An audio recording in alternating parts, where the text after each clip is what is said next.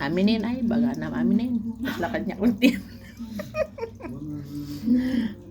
Ito ang aming New Year breakfast. O, di ba? Ganito ang buhay ng OFW.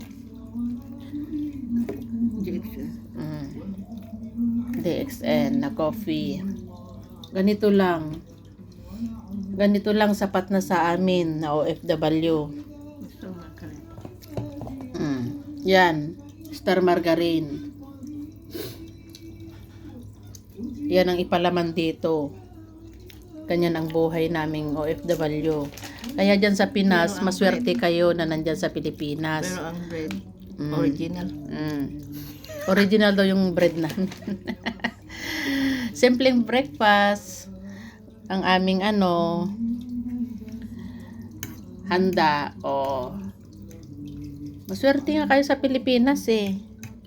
Dahil may mga palitson-litson kayo, buong family, di ba? Kaya wag nyo naman kalimutan i-greet ang inyong mga pamilya na sa malayong lugar. Salamat.